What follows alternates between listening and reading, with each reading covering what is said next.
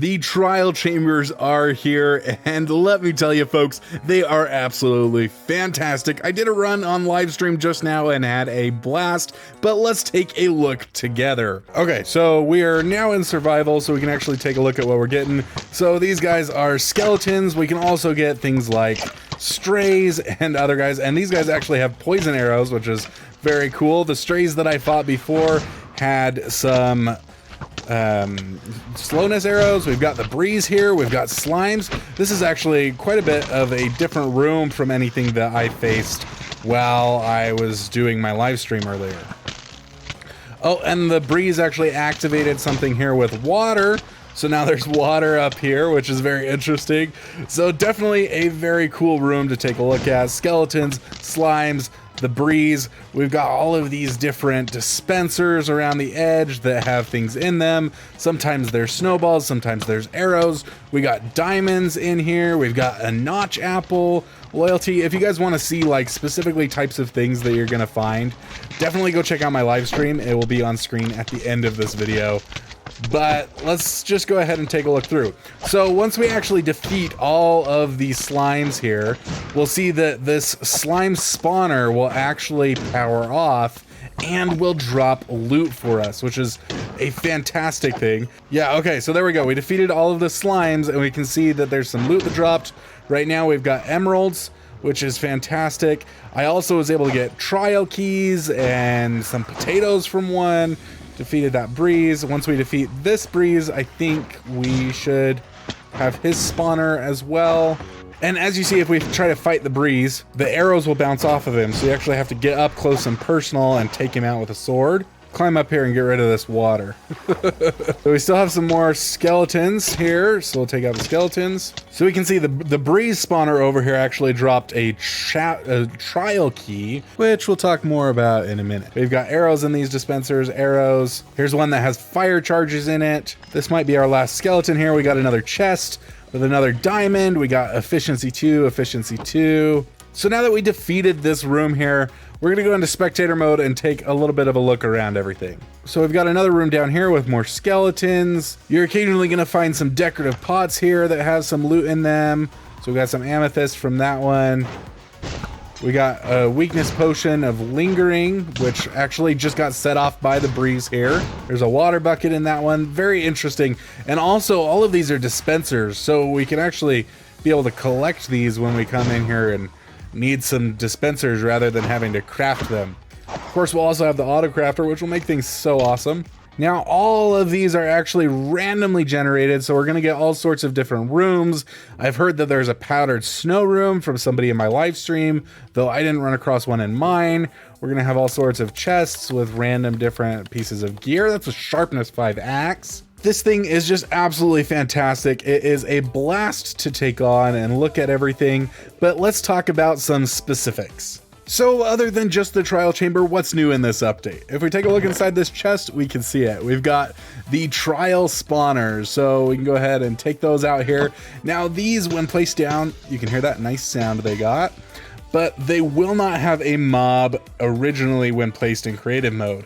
However, you can interact with them and place that mob using a mob spawn egg. So there we go. We now got a little breeze twirling around inside there. Now there are a couple of things we need to know about these spawners here. Now, unlike with the normal spawners, which break fairly fast, the trial spawners are going to take a lot longer to break and also do not blow up to TNT. So we can sit here and sit here and sit here, and eventually we will get it to break. However, you're not going to be able to pick it up. So the only reason to break it is maybe if you're trying to live in one of those chambers, or just make them completely safe, because yeah, no, this isn't worth it. Oh, finally, we got a little bit of notches appearing on the top there saying that we're breaking it. I gave up. Unlike the traditional mob spawner, they do have a limit on how many mobs spawn, and that is affected by the amount of players that it detects near it. The more players, the more mobs it will spawn.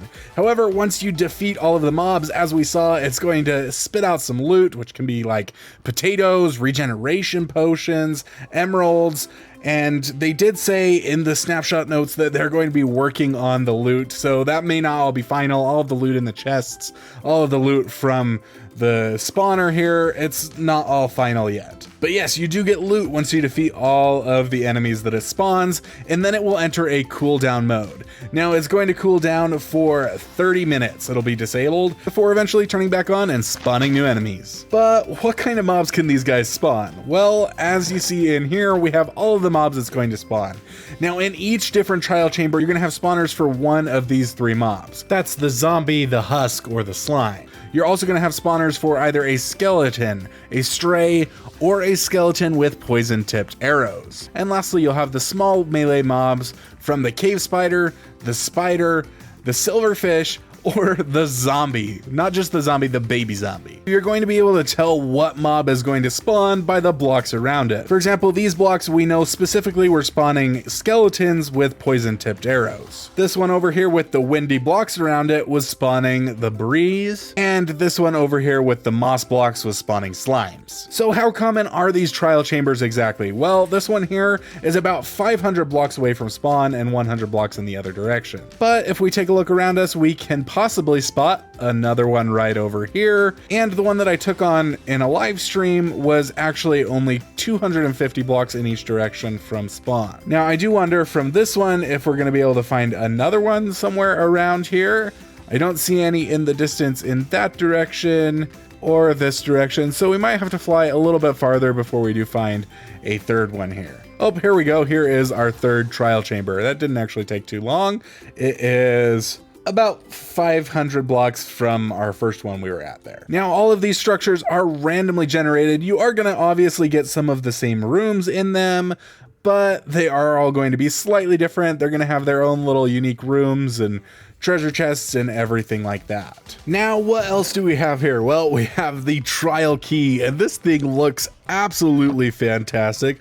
I mean, just look at that. Doesn't that look just wonderful? Oh, yes. Now you may be wondering, what exactly does this trial key do? Well, the answer is nothing as of right now. So leave your guesses in the comments as to what you think this will be used for. It looks amazing and I cannot wait to find out what it's used for. And then lastly here we have our wonderful breeze spawn egg. Look at that beautiful purple too. Isn't that also, doesn't that just look fantastic? I love the textures in this update. I don't know, maybe that's a weird thing to be commenting on, but I love them. So let's take a look at the breeze here. He looks absolutely fantastic.